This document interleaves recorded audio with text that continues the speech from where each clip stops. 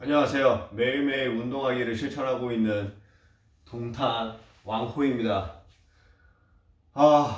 여러분 축하할 일이 생겼습니다. 구독자가 드디어 100명이에요.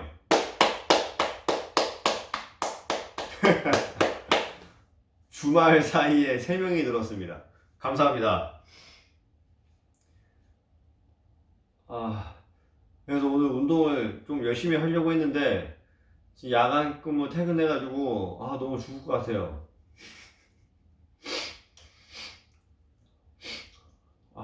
콧물도 좀 나는 것 같고 너무 졸려요. 그래서 스트레칭 좀 하고 팔굽혀펴기 10개만 하고 자겠습니다. 오늘 또 야간 출근하면은 좀 쉬거든요. 좀 정신 좀 차려서 운동하겠습니다. 일단은 스트레칭을 좀 할게요. 스트레칭 조금 하고 운동하겠습니다. 팔굽혀펴기 한 10개만 할게요.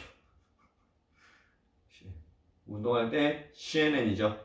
Our Defense Secretary, retired Marine General James Mattis, said earlier this year, quote, "Donald Trump is the first president in my lifetime who does not try to unite the American people, does not even pretend to try. Instead, he tries to divide us," unquote. This hour, you will hear from Trump administration insiders, some of whom have banded together to form the group Republican Voters Against Trump. These are people who know how President Trump makes decisions, to whom he listens, how he governs, from those inside the most exclusive meetings to those responsible for keeping our nation safe.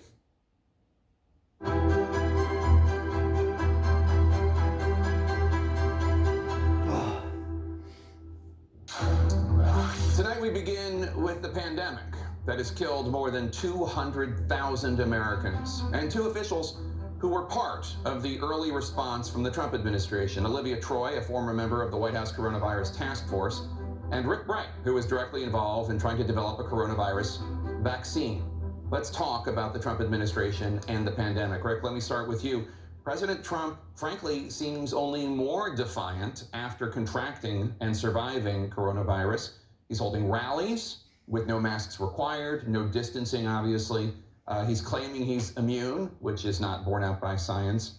Do you worry that his handling of the pandemic, which you've already criticized as reckless and careless, is only going to become more reckless and careless now that he's been infected?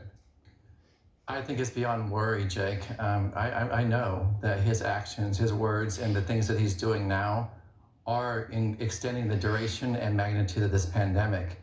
The people attending these rallies that are not following public health guidelines, not wearing masks and social distancing, they are spreading that virus. And unfortunately, in some cases, it is the older people, the senior citizens in the community, in Florida, for example, who are going to get infected from that virus from people from that rally, and they're the ones who are going to die. So his actions today are actually leading to more deaths from the pandemic. And Olivia, you worked at the White House on the coronavirus task force. 팔굽혀펴기 10개만 하겠습니다. The president is directly putting the health and even lives of supporters and Americans at risk by holding these rallies all over the country. No masks, no distancing. Do you think he realizes that? Do you think he understands that he's putting their health at risk? I don't know how he wouldn't realize that. He's been briefed on how contagious the virus is repeatedly. He's been told by the experts on the task force, like Dr. Fauci and Dr. Birx and others who are every day have said